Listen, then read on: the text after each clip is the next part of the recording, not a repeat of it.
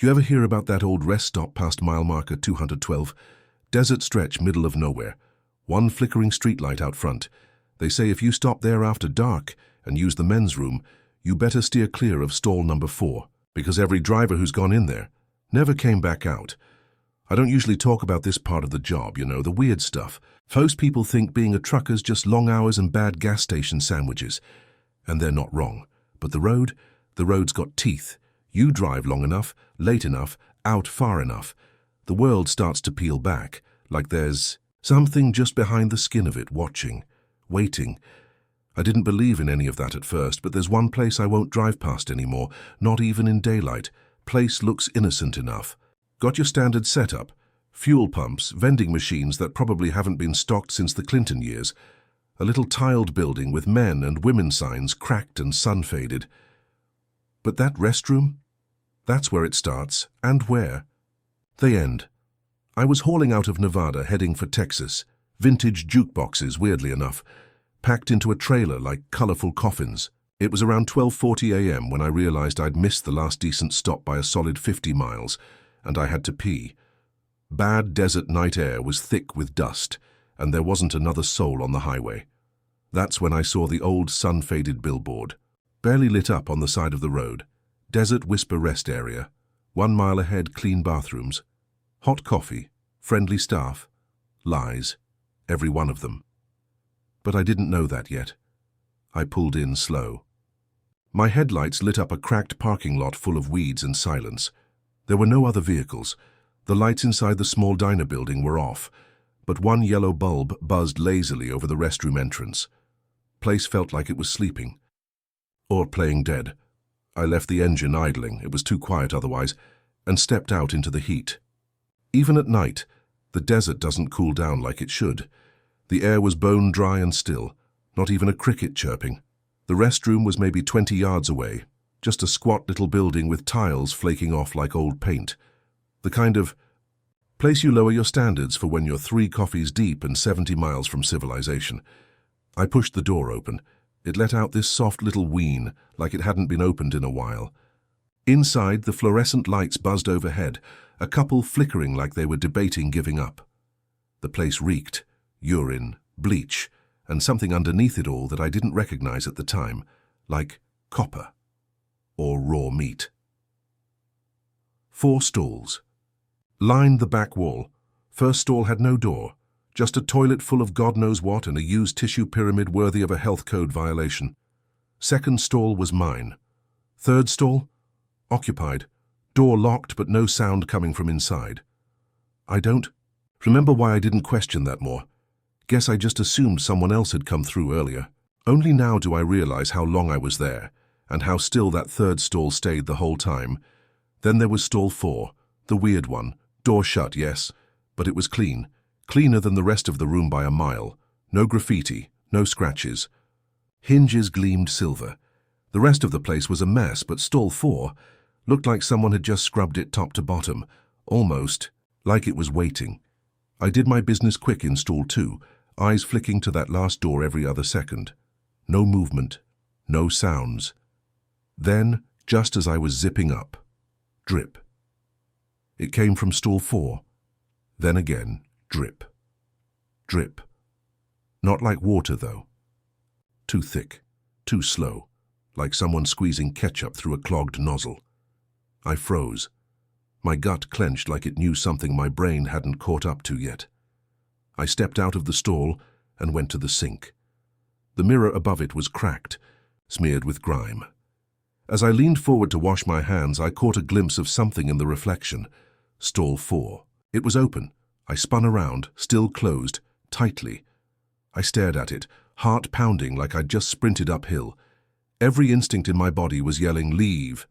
Now." But then something inside me whispered, "Maybe just take a look. Just a peek. Might be nothing." I took one slow step forward, then another. My boot creaked on a loose tile, and that sound broke the spell. I snapped out of it, turned on my heel and walked straight the hell out of there. Didn't even bother to dry my hands. As I climbed back into my cab, I felt a breeze brush across my face. Thing is, there was no wind. I paused halfway in the truck. and looked back toward the restroom. That's when I saw it, a shape, standing just outside the door, not walking, not moving, just there, tall, slouched like it had to fold to fit inside that tiled room, long arms, and something about the head. It wasn't shaped right. I blinked and it was gone, but that's not the part that chills me now. The part that gets under my skin even today? The lights in the bathroom were off when I left, but now they were flickering again, like something had turned them back on. I hit the road and drove for about an hour before I stopped again at a small gas station lit up like a UFO. I filled up, wandered in for a Mountain Dew and maybe a little reassurance from civilization. Behind the counter was a guy who looked like he'd been part of the store since the Reagan years. Flannel shirt, grey beard and a cigarette smoldering in an ashtray by the register. Rough stretch out there, I said, mostly just to hear a voice that wasn't mine. He nodded. You come from the West? Yeah. Stopped at Desert Whisper. That made him look up. He didn't say anything for a second. Then you didn't go into stall 4, did you? I blinked. No, just saw it. He nodded slowly like I'd passed some kind of test. Good. That stall ain't for you. Ain't for anyone. I laughed a little, nervous, confused. Then, why's it there? He just stared out the window. Some things don't need to make sense, they just need to be avoided. You ever notice those corkboards in old gas stations? The ones by the door or the bathrooms cluttered with flyers for dog groomers, yard sales and missing people? Most folks don't pay attention, just background noise. But ever since that night at Desert Whisper, I started looking closer. And what I found wasn't just background noise. It was a couple weeks after the rest stop incident.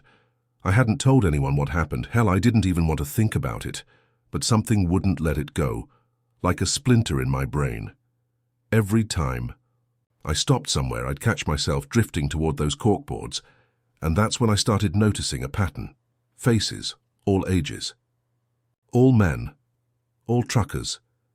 Names like Bobby H., Lester Crane, Wayne Tug Miller. Some were last seen in California, some in New Mexico, but a surprising number. Last seen off Route 54, that stretch through the desert. Right near Desert Whisper. I took pictures of the flyers with my phone.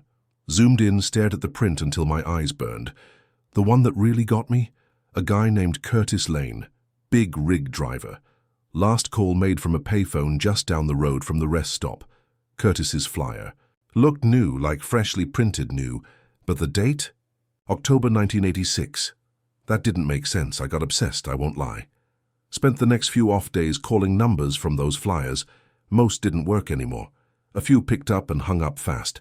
But one number led me to a man named Jerry, retired. Mechanic now living in a trailer outside Alamogordo. He used to service the Desert Whisper stop back in the 80s. I asked him if he remembered anything weird. Disappearances, police investigations, anything. He went quiet for a moment, then asked, You go inside the men's room? Yeah, I said. Didn't go near the 4th stall, though. That's when I heard him light a cigarette on the other end. Still there, huh? They never could. Get rid of that damn thing. What do you mean? Stall 4, I was there when it first appeared. According to Jerry, the original bathroom at Desert Whisper only had 3 stalls. For over a decade, that's how it was. He helped build the place. He would have known.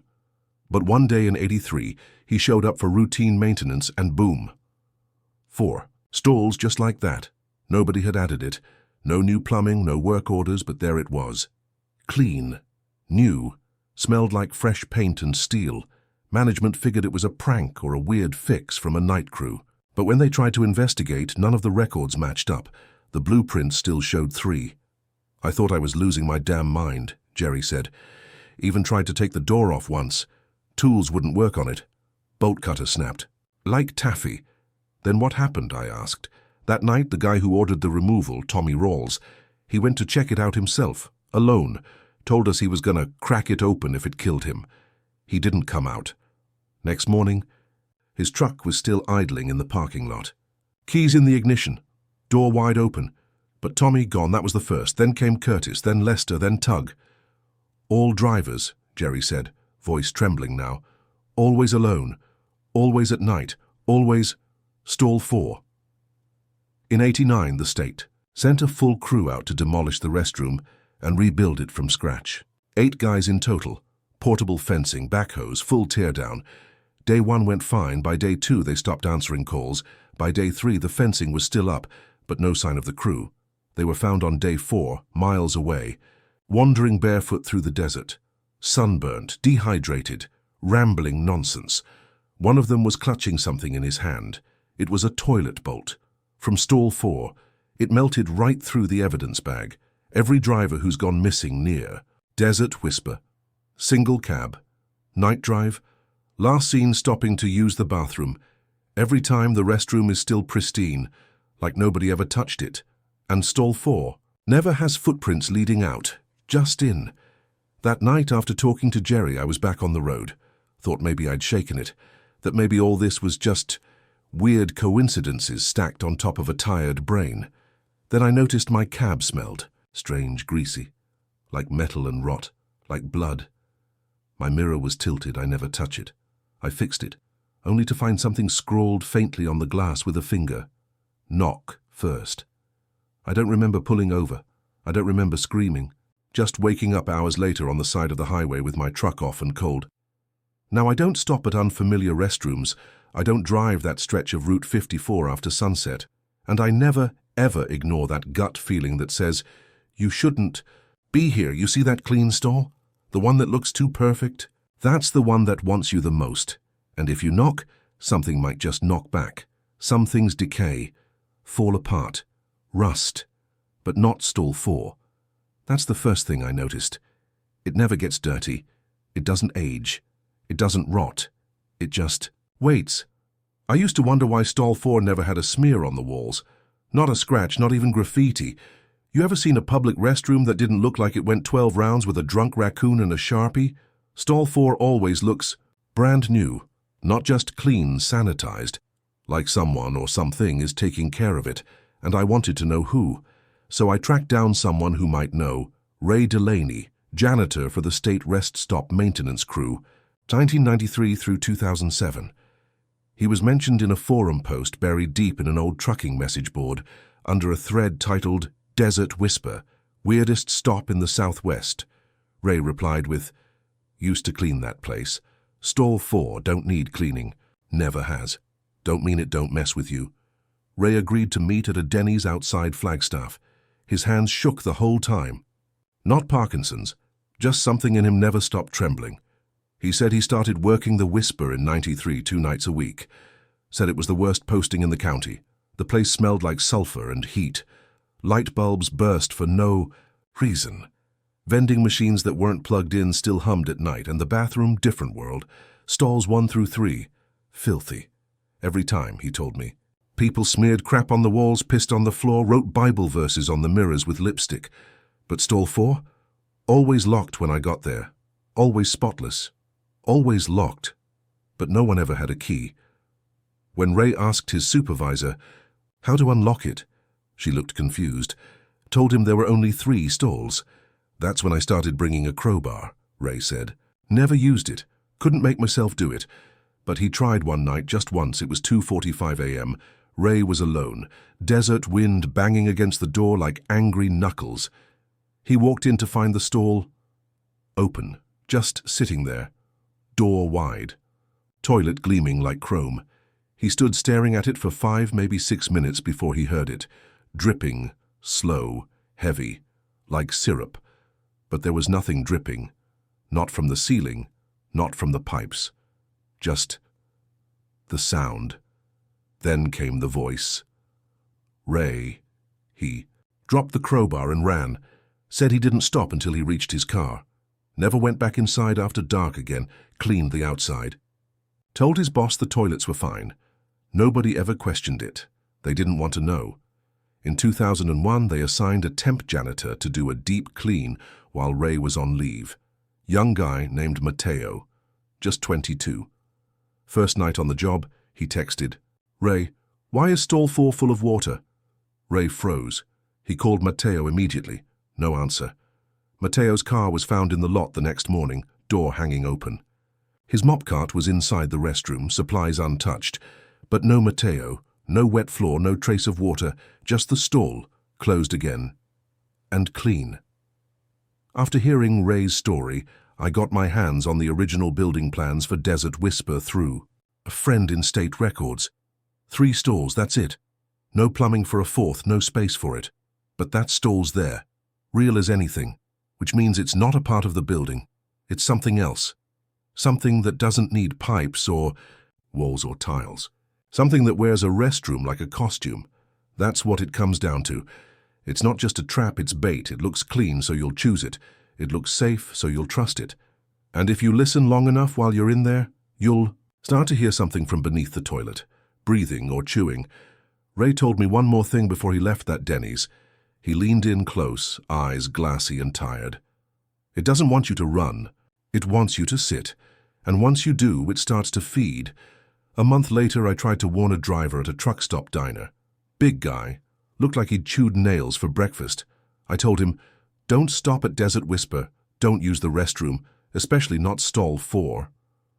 He laughed, said he'd piss wherever he damn well pleased. I never saw him again. But 2 days later, there was a new missing flyer on the corkboard near the counter. Name, Curtis Biggs, Dalton.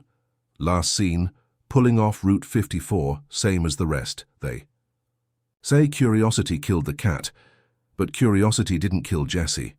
Not exactly. Jesse knocked, and something answered. Jesse Shaw was the kind of guy who thought nothing could scare him. Marine turned long hauler. Sharp jawline, too many tattoos. Wore his trauma like it was just another patch on his jacket. The kind of guy who chewed sunflower seeds, not gum, and never backed down from a dare. We crossed paths at a lot off I-40, truck stop just outside Tucumcari. It was a dusty afternoon, and the lot was mostly empty except for a few battered rigs, and a line cook chain smoking behind the dumpsters. I was nursing a stale coffee when Jesse sat down across from me. Uninvited. You're the guy asking about Desert Whisper, he said. I didn't deny it, he smirked. Heard about the stall. Stall 4. Thought I'd take a look tonight. I nearly spilled my coffee. Don't, I said. It's not a joke, he chuckled. Nothing's a joke when you've been to Fallujah, man. A bathroom ghost ain't gonna rattle me. You don't get it. It doesn't scare you. It wants you. Then I'll knock. I tried to warn him. I really did. But Jesse was already itching for the thrill. Said he'd log his GPS coordinates, go in with a GoPro on his chest, live stream the whole thing on a private server. Proof, he said. People need proof. It was the last text I ever got from him. Sent at 12:17 a.m. Heading in now. Stalls look like crap except for shiny, just like you said. Then a photo, that goddamn stall closed, gleaming like a showroom toilet. Perfect, still wrong. I didn't sleep that night. At 1:41 a.m. I got another ping from Jesse's stream. Just audio. The footage never loaded, but I still have the file. This is what I heard. Footsteps, gravel crunching under boots, door creaking. Open, silence. Jesse's voice low and cocky. I'm standing in front of stall 4. Smells like iron in here. Knock, knock, knock. Silence. Jesse's voice again, quieter. Hello? Knock.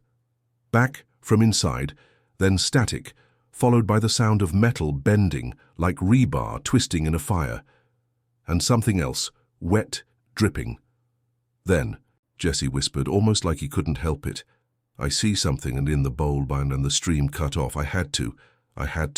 You don't just leave someone in that place, even if they're already gone. I hit the road hard, made it to Desert Whisper by 3:09 a.m. Desert wind howled like it was warning me to turn back. But I went in anyway. The restroom was silent, not quiet, silent. Like every sound had been sucked out of the air. Jesse's rig was still running in the lot, door open, keys in the ignition. Inside, his GoPro was lying by the sink, still recording, light. Blinking red. The audio was busted. The footage, just static now. But the restroom looked untouched. Except the door to stall 4 was ajar, not open, not closed, just slightly cracked. I crept toward it, hand shaking, breath tight in my chest. I reached out and touched the door. It was warm. Not room temperature warm. Skin warm, like a living thing. And on the inside of the door, written in something, dark and sticky, Knock again, I ran. I didn't stop till I was 50 miles out and the sun started to rise. 3 days later, I got an anonymous email. No subject, just a Dropbox link. Inside was a video file. Jesse, final move, but here's the thing. Jesse's GoPro was never connected to Wi-Fi. No one could have uploaded the file. I played it once, just once. It's 5 minutes long. In the video, Jesse stares into the stall. He knocks, and when the door swings open, there's no toilet, just a staircase leading down. He looks at the camera, smiles, shrugs. Guess I'll check it out. And he walks in. The door swings shut behind him. The camera drops to the floor. End of video. I thought I could shake it, move on. Tell myself Jesse got lost, or ran off, or faked the whole thing. But now, I hear it. Every time I stop at a rest. Stop no matter where. If I walk into a men's room past midnight and stare at the stall furthest from the door, even if there's only 3, I hear it. Knock, knock, knock. And sometimes, I knock back. There's something beneath the porcelain, something older than the desert, something that's never needed light. By the time I found myself back at Desert Whisper, the air had thickened. It wasn't the usual desert heat. No, this was the kind of oppressive silence you get when something's watching you. I had no plans to go inside again, but I couldn't shake the thought of Jesse and the things that happened after he knocked on that stall. It wasn't just his disappearance that haunted me, it was the video. He'd walked right into something that wasn't right. And that staircase, that wasn't just a weird feature of the restroom, it was something else, something older. I reached the rest stop around 2:30 a.m. My hands were clammy, my legs restless as I parked and made my way toward the door. The lot was quiet, too quiet. No trucks, no drivers, just the desert and its endless horizon. I was halfway to the men's room when I saw something out of the corner of my eye. A truck, half hidden in the shadows, engine running. The driver's seat was empty. There were no footprints in the dust. I stepped inside. The restroom was still the same. Cold, silent, unnaturally still. And once again, the door to stall 4 was wide open. I had learned to stay far away from it. My heart was beating fast in my chest, but curiosity had already hooked its claws into me. After everything I'd seen, there was no way I could leave without taking a look. Something about the stall, the way it seemed to breathe, even though it was supposed to be just a bathroom, pulled me forward. I moved toward it. Each step felt like walking through thick air, and as I reached the stall, I saw something I didn't expect, a piece of paper folded neatly and placed on the floor just outside the stall. I bent down and picked it up. The handwriting was jagged, like it had been written in a hurry, almost as if whoever wrote it was desperate to communicate. It will not let you leave. You must knock to be safe. It will come for you if you do not. I felt a cold sweat break out on my neck. I wanted to turn and leave, but I couldn't. There was something about the writing that felt too familiar, like the warning was meant for me. I looked at the stall. The door was hanging ajar, just barely, and this time it didn't feel like the stall was empty. The knock my fingers twitched, and I couldn't stop myself. I raised my hand and knocked on the door. Just once. Knock. Sound felt hollow, like it was swallowed by the desert itself. There was no answer, no reply. I took a breath, but before I could walk away, I heard it. Knock. It came from the inside of the stall, right in front of me, as if something, had knocked back. I froze, my mind raced. There was no one in there, I knew it. But the sound of that knock echoed, spreading through the restroom, through my bones. Then the door opened, just a crack. I couldn't move. I should have turned and run, but my feet stayed glued to the ground. A soft whisper drifted out. A low, growling voice, barely audible. Come closer, it's waiting. I don't know what possessed me. Maybe it was the adrenaline, maybe it was the thought of Jesse, maybe I just couldn't leave things half-finished. But without thinking, I reached out and pulled the door open all the way. At first, I didn't understand what I was seeing. There was no toilet, no usual plumbing, no tile, no walls, just darkness, a black void. And then I saw it. Below the felt something was glowing. faint like the edge of a dying flame. There was a staircase, but not like any staircase you've seen.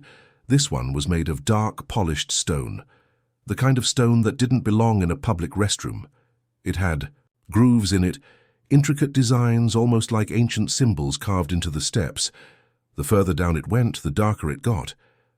I reached my hand out, feeling the cool air around the opening, and as soon as I did, a sharp, cold sensation ran up my arm like icy needles. Then I heard something, footsteps, but not mine. Slow, methodical, heavy. Breathe, and something whispered from the darkness below. You've been waiting. Waiting for the invitation. The voice wasn't Jesse's, it wasn't human. It was guttural, distant, and yet strangely inviting. I couldn't pull away. I leaned in closer. The stairs seemed endless, stretching down into some unfathomable depth, and the sound of something moving beneath it was relentless. There was no way out now. Every part of me screamed to leave, to turn around and never look back. But I couldn't. I was frozen, compelled to descend. I took my first step, down, and then another. The air thickened with each step, a heavy weight pressing on my chest. By the time I reached the fifth step, I could hear it, the sound of breathing, louder now, coming from the abyss below. It was as if someone, was waiting for me in that darkness, and the farther I went down, the clearer it became. It had always been there, waiting. I reached the bottom of the staircase and looked around. There was nothing. Nothing but walls of stone, stretching infinitely in every direction, casting shadows that danced without light. The floor beneath me wasn't cold anymore. It was warm, almost too warm. I could hear a voice, but this time it wasn't a whisper. It was a chant, a rhythmic, growling chant that came from everywhere and nowhere, and just as I turned to face the voice, the door slammed shut behind me. You don't realize the trap you're in until it's too late. And in Desert Whisper, the last exit is the one that doesn't lead anywhere at all. I wasn't supposed to be here. There was no reason for me to step into this forsaken place, no reason to descend that staircase into the blackened abyss of whatever thing had been calling me. But the door slammed behind me, cutting off my escape. The heavy thud of it echoed through the stone walls, drowning out every thought I had left. I could feel the cold sweat crawling down my neck, my spine tingling, with a raw primal fear. But I wasn't alone. The air felt alive. Like someone was watching me. The chanting. It was louder now, deeper, more insistent. It vibrated in my chest like it was coming from the very walls themselves. The language was unlike anything I'd ever heard, but somehow I understood the meaning. It was a call, a summons, and I was the one it was calling to. I looked around, trying to find any way out, but the stone walls were slick and smooth, with no windows, no doors. There was nothing but the thick, oppressive air, no way forward, no way back. Then I heard it, a faint noise behind me. At first I thought it was my mind playing tricks, the echoes of my own breathing reverberating against the stone, but no. There it was again, footsteps, slow, deliberate, as if someone, or something, was walking behind me. But I was alone. I spun around, my heart pounding in my chest, but there was no one there.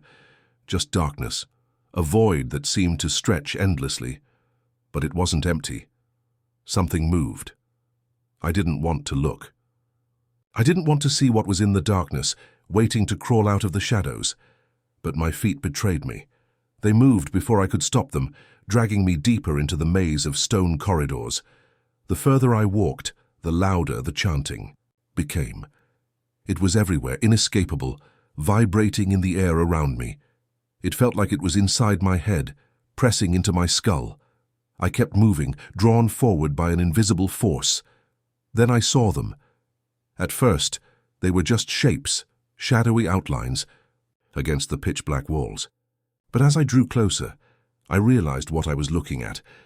Faces. Hundreds, maybe thousands of faces, staring at me from the walls, their eyes hollow, their expressions twisted in pain. They were carved into the stone, etched with a precision that sent chills down my spine. Their mouths moved as they chanted, but no sound came from them. It was as if the chant itself had become a part of the stone, embedded in the very fabric of this place. They were trapped, just like me. I couldn't breathe. I couldn't move. My legs were frozen, my hands trembling as I reached out toward one. Of the faces, it was a man's face, his eyes wide in terror, his mouth open in a silent scream.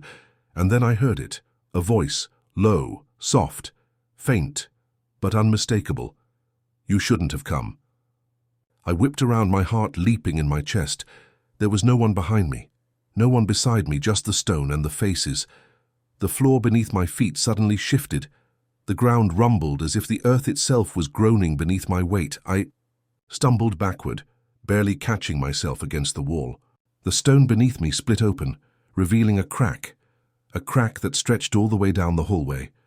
From the depths below, I could feel it. That presence, that force. It wasn't just the darkness. It was something older, something more ancient, like the very bones of the earth itself had been carved to hold it. The chanting grew louder, and I could hear it more clearly now. Welcome, home. I knew then that this place wasn't just a restroom. It wasn't just a random stop along a lonely highway. It was a trap for the lost, for the weary travelers who wandered too far into the desert night. The ones who stumbled into desert, whisper and never left. The ones who answered the call like Jesse did, like I did. We weren't meant to leave. The faces on the walls weren't just carvings. They were people. They were the lost souls who had passed through stall 4, who had knocked and never came back. I wanted to scream. I wanted to run, but I couldn't move. My feet wouldn't obey me. The air was thick, heavy with the weight of something dark and ancient. And then I saw it. From the darkness ahead, it came. A figure, tall and thin, dressed in tattered rags, its face obscured by a twisted blackened hood. Its arms were long and spindly, like the limbs of a spider reaching out toward me. It moved without sound, gliding across the stone floor. And in its hands, it held something, a key, a rusted ancient key. The figure stopped just a few feet in front of me, its head tilting to the side. I could feel its gaze on me, piercing through the darkness, though I couldn't see its eyes. It raised the key in front of me, holding it out like an offering. I wanted to ask questions. I wanted to beg for mercy. But the words wouldn't come. Instead, I reached out, trembling, and took the key from its bony hand. As soon as my fingers touched the cold metal, the ground shifted again. This time it didn't rumble. It roared, and I could feel the walls closing in around me. The faces screamed, but no sound came from their mouths. I turned toward the stairwell, ready to flee, but the figure stopped me. It raised its hand, and everything went still. For a moment there was nothing but silence. Then, in a voice that wasn't quite a voice, but more of a feeling, the figure spoke. "You've crossed the threshold. There is no turning back now." And just like that, the world around me folded. I don't remember how I got out. But somehow I found myself back in the restroom, the cold tile beneath my feet, the harsh fluorescent lights buzzing overhead. I was standing in front of stall 4, the door wide open. The air was thick, suffocating, but the stall was just as it had always been.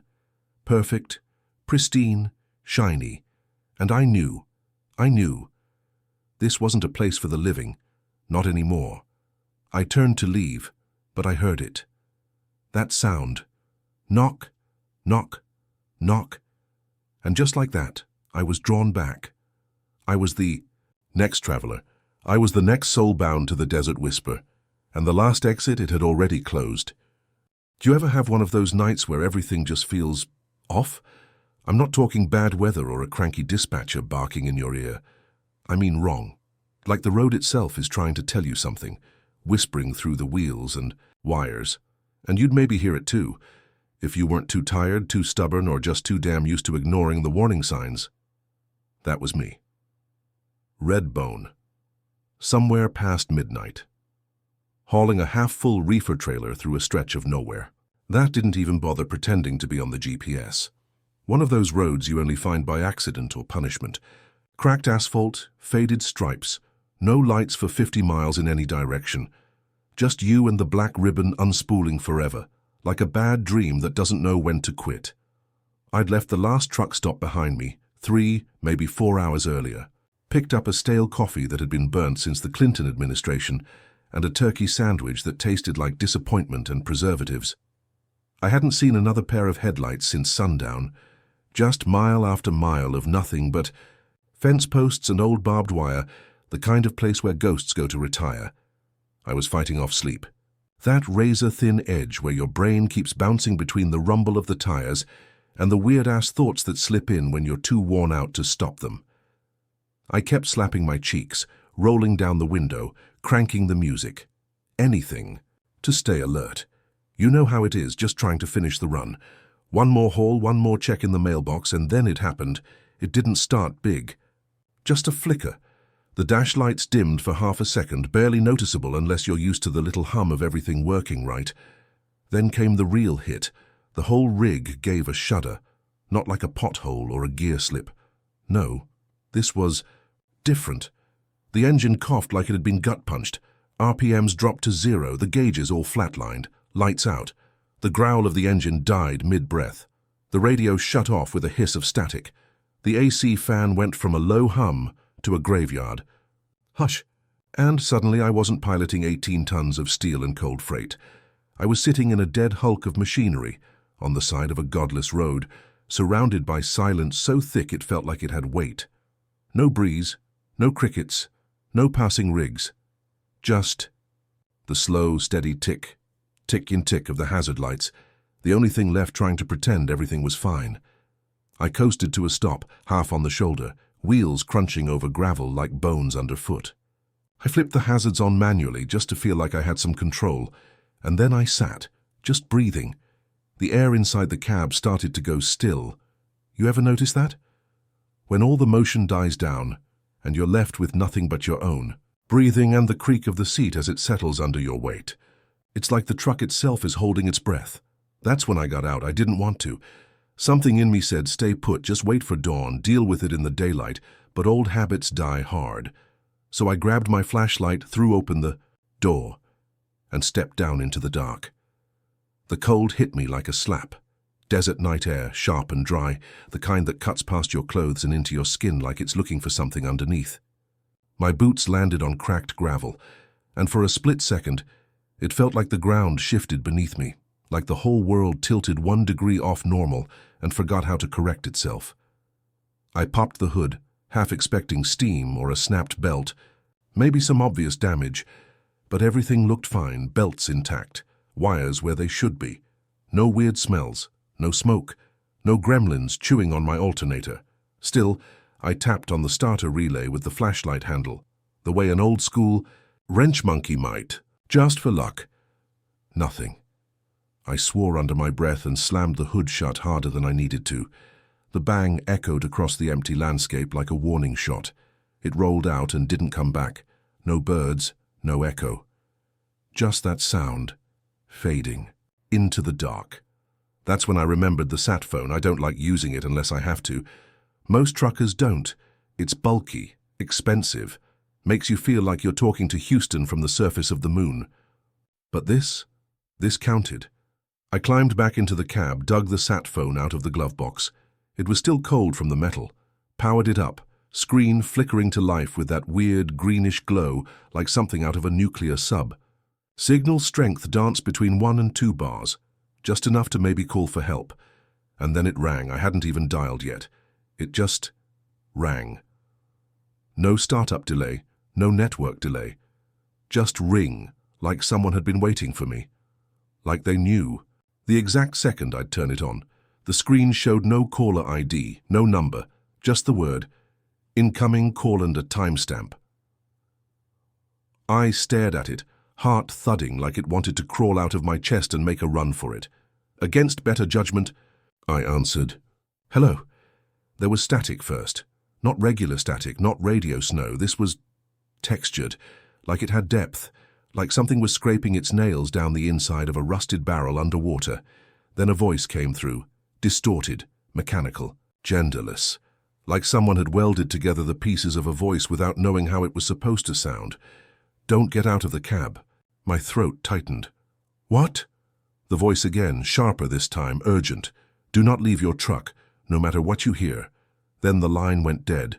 Not click, not end call, just gone, like it had never been there at all.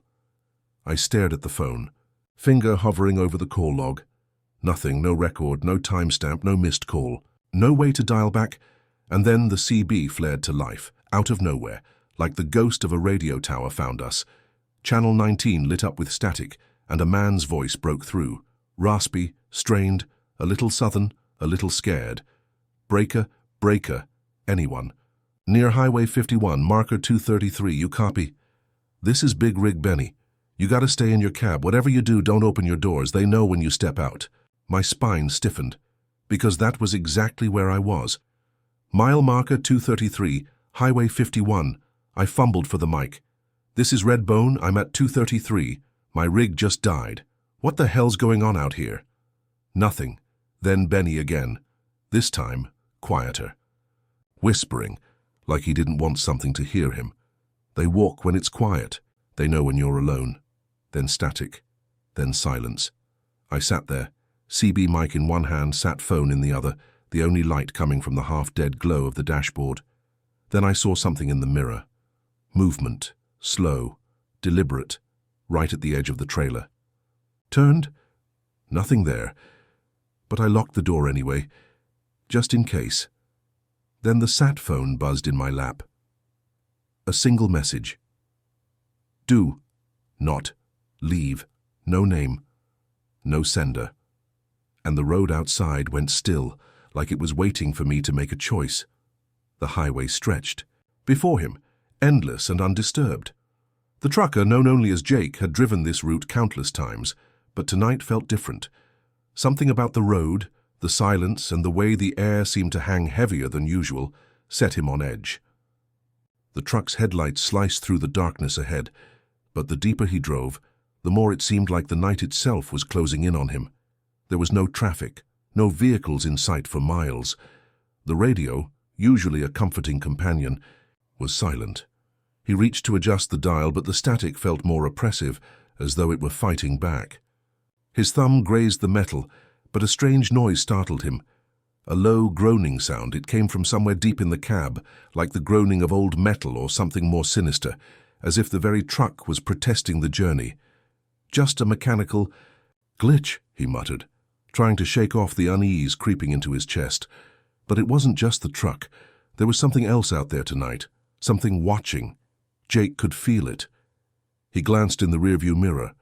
A pair of eyes, glowing faintly in the darkness, flickered for a brief moment, just long enough to make his heart race.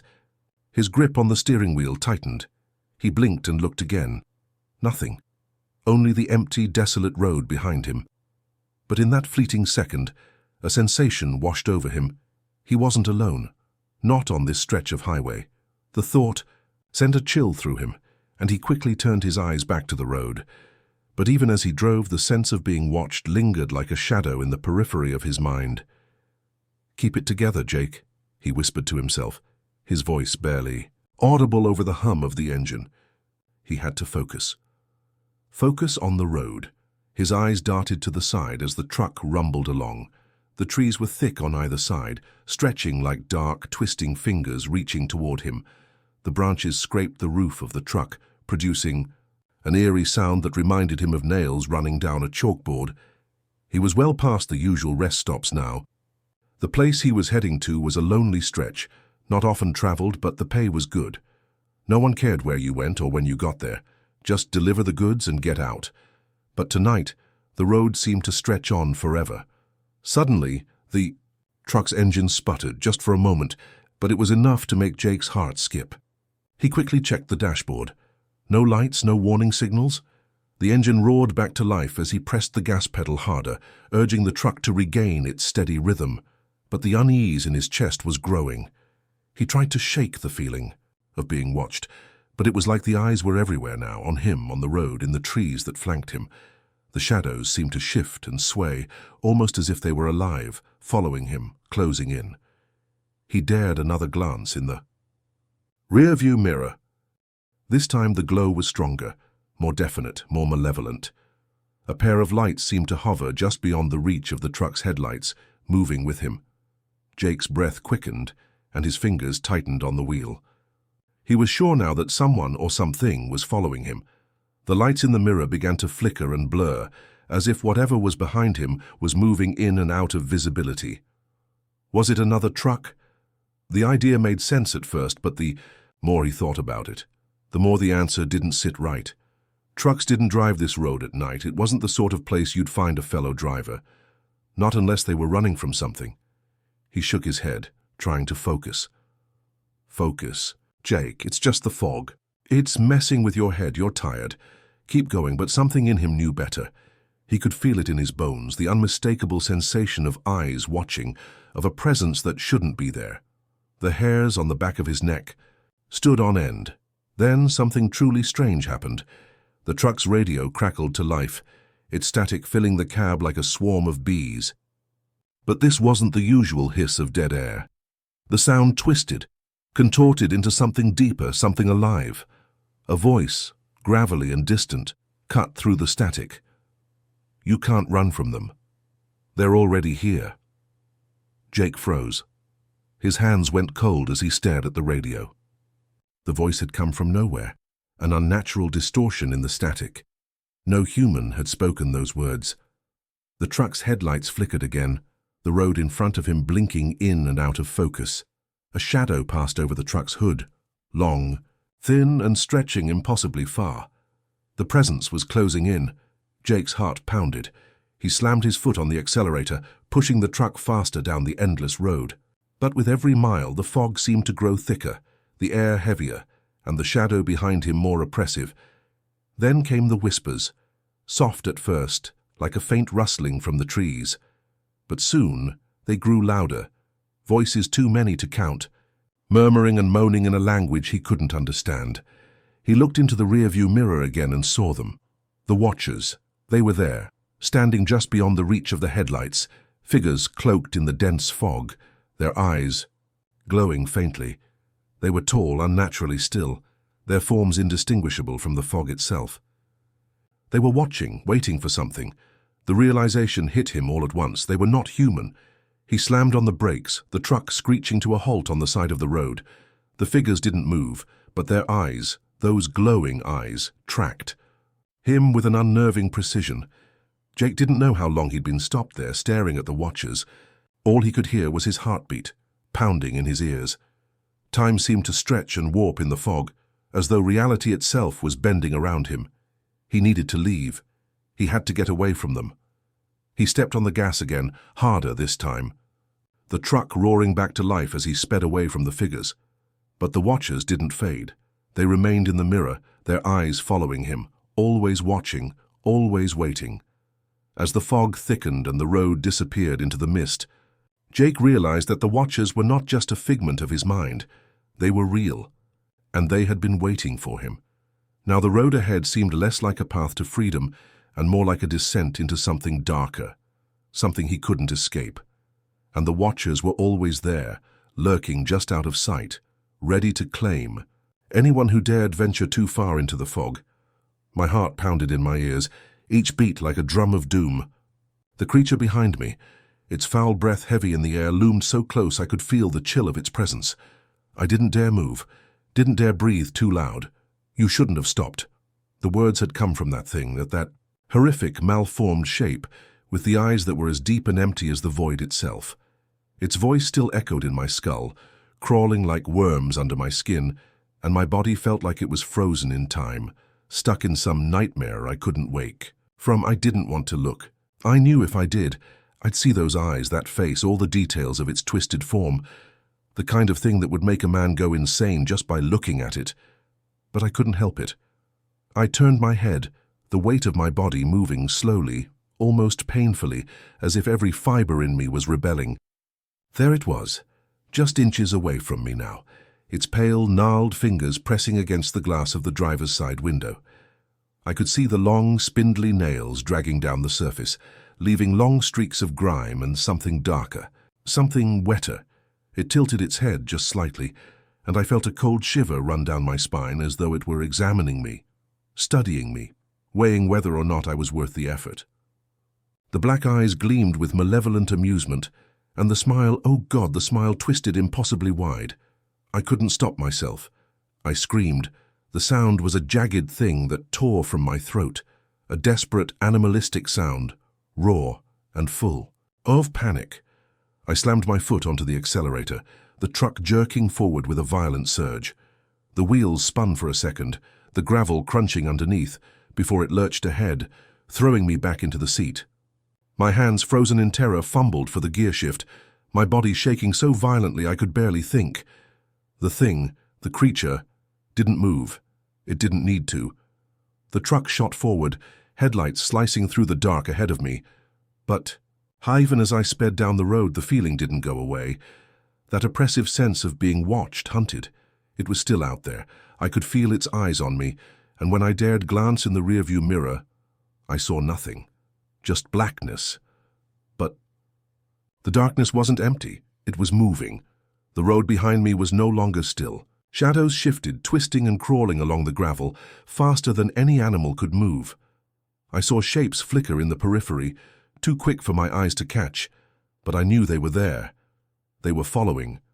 My hands gripped the wheel tighter, knuckles white with strain, but I couldn't speed up fast enough. The world outside felt like it was closing in on me.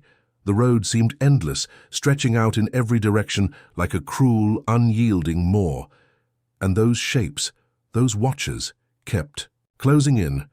I couldn't outrun them. There was no place to hide, no place to escape. I had to stop. My mind screamed at me. I had to stop, but I couldn't. I shouldn't have stopped. The voice from behind the truck, from the thing that had been inside the cab with me, rang in my ears again, like a curse. I glanced.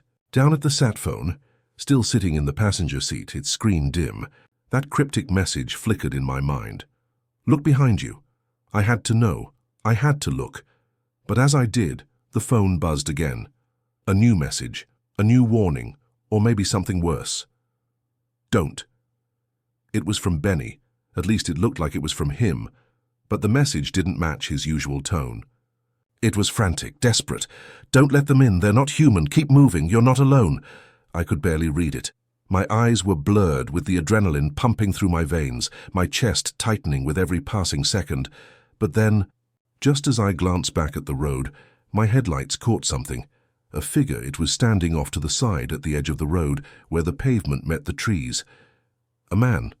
No, not a man. The figure was too still, too rigid. It didn't move at all, just stood there like a shadow, a puppet with its strings cut, waiting for something to pull it. I slammed the brakes, throwing my body forward as the truck screeched to a halt. The headlights illuminated the figure, just barely, and I saw it clearly for the first time. It was a man, but something was wrong with him. His face was pale, his mouth open in a silent scream, the eyes wide and unblinking. He wore tattered clothes, stained and torn, and there was a dark, sticky substance running down his arms. Not blood, something worse. My stomach turned. What had happened to him? Had he been one of them? Before I could process the thought, the figure's head jerked toward the cab, its eyes meeting mine through the glass. I could feel the cold weight of its gaze, even though there was nothing human in those eyes. They were black, empty, like the void.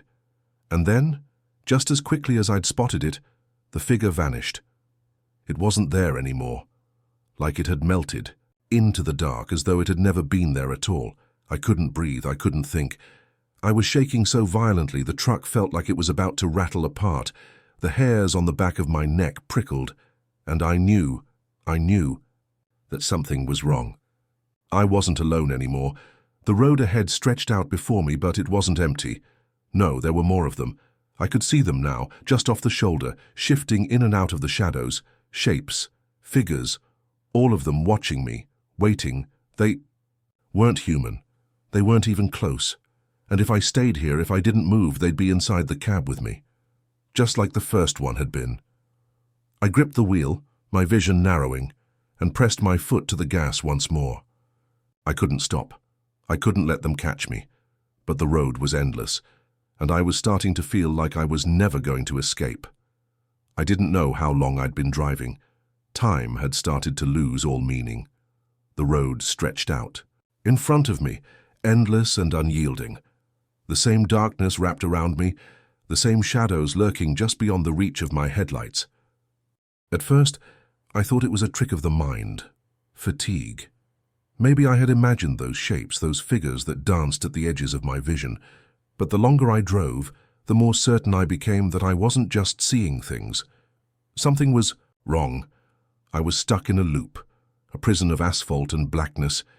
It had been hours, maybe days, since I had last seen the town, but every turn, every stretch of road felt familiar. Too familiar. The same stretches of forest flashed by. In a repetitive rhythm, the same dilapidated signs beckoning from the edges of the trees, their words unreadable in the dark.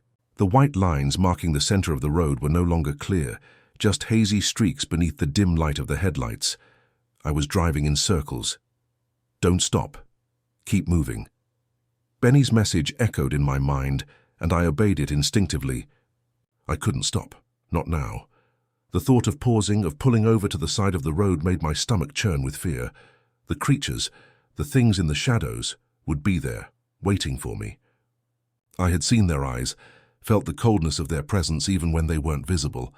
I checked the sat phone again, hoping for some kind of message, some kind of direction, but the screen remained blank, save for the faint, ghostly glow. I cursed under my breath and tossed it aside. There was no help coming, no one was out here. The truck hummed along, its tires whining against the gravel, but no matter how far I drove, the horizon never changed. I couldn't remember if I had passed a particular landmark once or twice, or maybe 10 times already. The trees were beginning to blur together, the same dense, oppressive forest pressing in on either side. This can't be happening. I tried to shake the thought, but it gnawed at me like a growing infection, spreading deeper into my brain. The road had to end somewhere, didn't it? But what if it didn't? What if it just kept going forever, twisting and looping until I lost my mind? Was I even still on the same road anymore? I glanced in the rearview mirror, half expecting to see those shapes moving closer. That thing from earlier, the one with the twisted smile, its fingers pressed against the glass. But instead, there was nothing, just darkness. But I felt them. They were still out there, just out of sight, watching, waiting. I slammed my foot down on the accelerator, hoping to break the cycle, to outrun whatever invisible force was pulling at me. But the truck didn't respond. It wasn't going any faster. I could feel it then, a strange pull as though the road itself was pushing back against me, refusing to let me go. My breath came faster now, short and shallow. The steering wheel felt heavy in my hands, as though it didn't belong to me. Anymore, as if the truck were driving itself. The headlights flickered, once, twice. I felt my chest tighten. Then the headlights blinked out completely. For a moment the world was pitch black. The only sound was the droning hum of the engine. I reached for the light switch, my hands shaking. But the dashboard was dark. The engine sputtered, then died. The truck coasted to a stop, the silence pressing in, suffocating. My heart hammered against my ribs. I looked around, straining to see through the dark, my hands still frozen on the wheel. Then a low growl echoed from the trees. I jerked my head toward the sound, my stomach dropping into my feet. There, just beyond the headlight's reach, was a figure. It wasn't one of the things I had seen before. It was larger, more solid, its shape shifting in the shadows. A massive silhouette with glowing eyes, and as it stepped forward, the air grew colder. I could feel the weight of its presence, pressing in from all sides. No. I twisted the key in the ignition, desperately trying to start the truck. Nothing. No sound. Just the oppressive silence, broken only by the low growl that seemed to come from every direction at once. The creature moved closer, its steps heavy and deliberate, and then, just as quickly as it had appeared, it stopped. My pulse thundered in my ears as I glanced down at the dashboard, still dark, still lifeless. My mind raced. There had to be something, a way out. Anything. And then, with a sharp crack, the truck came to life. The headlights flared back on, blinding me for a moment. The engine roared back to life, and the truck surged forward on its own. I couldn't stop it. My hands were still frozen on the wheel, too shocked to react. The truck sped down the road with terrifying force, the tires screeching as I was jerked. Back into the seat, I glanced to the side. The creature was gone, but the road hadn't changed. It was still the same stretch of empty highway, the same trees lining the edges, the same relentless dark pressing in on all sides. Hadn't I just passed this sign? The sign, "Welcome to Black Hollow," flashed by again. But this time, something was different. The lettering seemed wrong. It looked older, worn, as though it had been there for much longer than it should have. The edges were chipped, the words faded. I had passed this sign at least 5 times in the past hour, and now I realized I had never actually left Black Hollow. I had never left at all. I turned to look out the window, the unease gnawing at me. The world outside was familiar, too familiar. Every curve, every tree, every dark shape in the distance. I was stuck, and then it hit me. I had been driving in circles. I had entered a loop, a trap, a never-ending cycle of repetition that had no end. The creatures, the things out there, they knew. They had been waiting, they were part of it. I was never getting out. I couldn't get out. The fog rolled in like a living thing. Thick and oppressive, it poured over the road, swallowing everything in its path. At first it was just a slight haze, a light mist clinging to the edges of the asphalt, but now it was a wall of grey, heavy and suffocating, the kind that felt like it was crawling into your lungs with every breath you took. I hadn't stopped driving since the truck had come to life on its own. The wheel felt like it belonged to someone else, as if it were guiding me rather than me controlling it. My foot was pressed to the gas pedal, but my mind wasn't on the road anymore. It was elsewhere, spinning in a dizzying vortex of confusion. I couldn't shake the feeling that something was wrong, that this was all wrong. The clock on the dashboard was frozen at 3:14 a.m. It hadn't moved for hours. I glanced in the rearview mirror. The fog was already swallowing up the tail lights, blurring everything behind me into a shapeless void. In the distance, the fog was so thick it looked like the horizon itself had disappeared. There was no sky, no stars, no moon. Only the endless grey pressing in from all sides. I wiped the sweat from my forehead and turned the wheel, trying to focus, trying to keep my mind sharp. The fog wasn't just a natural phenomenon. I could feel it in my bones.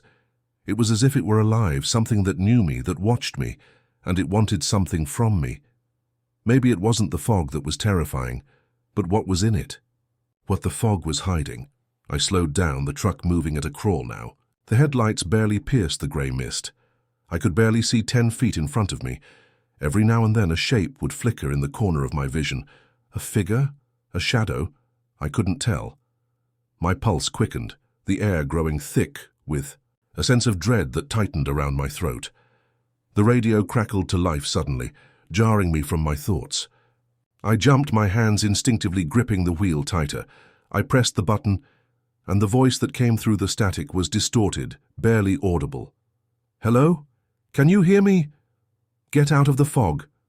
It's not—" The message was cut off abruptly, leaving only the sound of crackling static.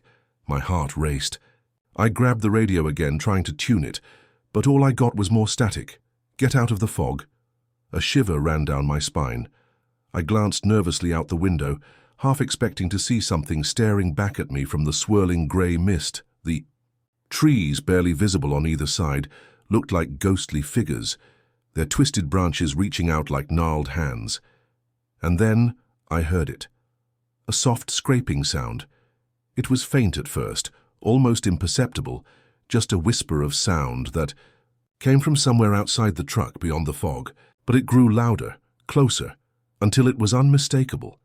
It was the sound of something dragging along the ground, something large. I froze, my foot hovering over the brake pedal, unsure whether to stop or keep going. My breath caught in my throat. The sound stopped. There was nothing but the oppressive silence of the fog. I dared not look around, but I couldn't help it. My eyes flicked to the rearview mirror once more. The road behind me was empty, nothing but swirling grey. I breathed a little easier, but my sense of unease hadn't gone away. If anything, it had intensified. The fog felt wrong. The more I thought about it, the more I realized that it wasn't natural. Not in the way fog usually was. It was too thick, too heavy. It felt like it was closing in on me, pushing me, trapping me. Then, out of the corner of my eye, something moved. I didn't know what it was at first. A shadow? A figure? A trick of the fog? But as I focused, I realized that it was too solid to be a shadow, too real. A figure, hunched over, dragging something behind it. It was far away at first, but the more I stared, the closer it seemed to get. A thin trail of mist parted around it, revealing its shape more clearly. It was tall, impossibly tall. Its head scraped the top of the trees. It walked with a shuffling gait, dragging a large, elongated arm behind it. The shape seemed to flicker with every step, like it was shifting between forms. I slammed my foot down on the gas pedal, but the truck didn't respond. It sputtered, jerking forward a little before falling into a slow, labored crawl. The figure was closer now. I could make out more of it. Its long, bony fingers reaching out from its outstretched arms. Its body was too thin, its limbs too long, and its face was a twisted, distorted mess of grey and white. My hands shook, my heart pounding in my chest. I wanted to scream, to do something, but the fear paralyzed me. The fog had thickened to the point where I could barely see the edge of the road. It was as if the world around me was closing in, suffocating me. There was no escape, no place to hide. It's coming for you. The thought came unbidden, a voice in my head that wasn't my own. I could feel it, the presence of something far worse than the fog itself. Something that wanted me, that was reaching out, waiting for me to make a mistake. A loud bang shook the truck. I jerked back, my head snapping to the front. The windshield wiper had slammed against the glass as though something had just hit it from the outside. No. I whipped my head to the side again, and that's when I saw it. The creature was standing right beside the truck. Its face was inches from the window, its eyes glowing pale in the mist. The skin on its face was taut, stretched thin across its bones, and its mouth hung open, revealing rows of jagged teeth that seemed to glimmer in the dim light. It grinned. I screamed. My foot mashed down on the pedal, and the truck lurched forward, engine roaring to life in a desperate attempt to escape. The truck shot forward, the creature vanishing from my view as the fog swallowed it up again. The sound of its dragging steps, however, remained, echoing in the mist, growing louder as I pushed the truck faster. The road stretched out before me, endless and twisting, the fog growing thicker with every passing moment. I could feel it closing in, and I knew I wasn't going to make it out. The fog would consume me just like it had consumed everything else, just like it had taken the world I once knew, until all that was left was an endless loop of darkness and fear. And then, from the radio, a voice crackled through the static again, louder this time, distorted but unmistakable. Get out while you can. It's too late. The fog knows. The sun had barely begun to creep over the horizon, casting a pale orange glow over the winding road. For a moment, I almost thought it would be a relief to see daylight again, to feel the warmth of the sun after hours of suffocating fog. But then I remembered. The fog wasn't just some natural occurrence, it was alive, it was hunting, and now it was waiting. I hadn't seen Redbone in hours. I didn't know where he'd gone. The thought made my stomach turn. Redbone was more than just a colleague. He was a friend, one of the few people who ever made sense to me on this God-forsaken road. And now, with the fog swallowing everything in its path, I had a sinking feeling that I might never see him again. I pulled the truck over to the side of the road. The wheels screeched against the gravel as I slid to a stop, the engine sputtering in protest. The truck's headlights barely cut through the haze now. There was no telling where the road ended, where the fog began, or whether I was even still on the same stretch of highway I had been on hours ago. I needed a plan. I needed to think, to figure out where I was and what the hell was going on. The air was thick with static, and I could hear my heartbeat in my ears as I sat there gripping the steering wheel. The message from the radio was still stuck in my head. The fog knows. I tried to shake it off, but the words clung to me like a bad omen. Just as I was about to step out of the truck and gather my bearings, I heard it, a distant sound that I couldn't quite place. show low rumbling noise like an engine struggling to start. I turned my head, straining my eyes through the fog, hoping for any sign of Redbone, but all I saw was an endless grey void. And then, from the haze, came the unmistakable shape of a truck. It was moving slowly, like it was trying to push its way through the dense fog. The headlights were weak, flickering as if they were barely holding on. I squinted, trying to make out the details. The truck was old, a beat-up rig, rusty and covered in grime. I recognized it immediately. It was Redbone's truck. My heart leapt into my throat. I flung open the door and rushed out into the cold, foggy air, the gravel crunching beneath my boots.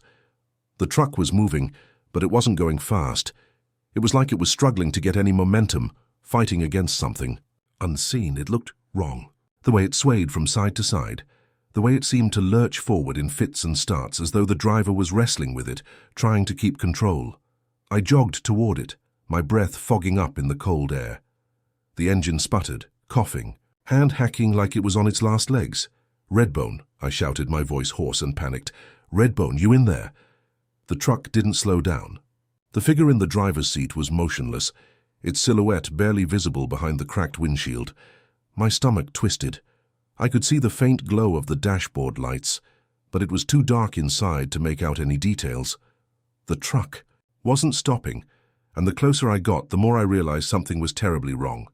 The vehicle was drifting toward me, almost as if it didn't even know I was there. I stepped back, my mind racing. The fog was growing thicker, and I couldn't afford to be caught off guard. The truck was now only a few feet away, the sound of its engine sounding like a dying animal gasping for air. Then, the truck jerked to a halt right in front of me, sending a cloud of dust and fog swirling around. I took a step back, my heart pounding. The door swung open. I froze. My first instinct was to run, to get the hell away from whatever this was. But then I saw it, Redbone's face, pale and ghostly in the weak light of the dashboard. His eyes were wide, bloodshot and glassy, his face hollow like someone had drained the life out of him. He was breathing, but it was shallow, ragged, as if each breath was a struggle. "Redbone," I shouted again, this time more desperately. He didn't respond. His hands were gripping the steering wheel, white-knuckled, and his head jerked back, hand forth as if he were listening to something that I couldn't hear. I reached out, my hand trembling as I placed it on his shoulder. His skin was cold, clammy, and when I shook him, his body jerked like a puppet on invisible strings. His head snapped around to face me. His mouth opened, but the sound that came out wasn't Redbone's voice. It was distorted, like something was trying to push through from the other side. "Get out," the voice rasped. "You don't belong here. You'll never leave." I staggered back, heart hammering in my chest. The truck's headlights flickered again, and I saw something in the reflection, a shadow moving in the fog behind him. Something huge, too large to be human, too twisted to be real. I didn't wait for the next sound. I spun on my heels and ran, my feet pounding the gravel road as I sprinted away from the truck. The fog closed in around me, pressing in from all sides, making it harder and harder to breathe. But I couldn't look back. I couldn't afford to. Not with what I had seen. I kept running, not knowing where I was going, not knowing what I was running from. The only thing I knew was that I couldn't stay on that road, not with Redbone's empty, lifeless eyes following me. Behind me, I heard the truck start up again, its engine roaring to life, and I realized that the fog wasn't just trying to trap us. It was trying to turn us into something else, something worse, and Redbone, and poor Redbone, was already too far gone. The fog had claimed him, but it wasn't done. It was coming for me next.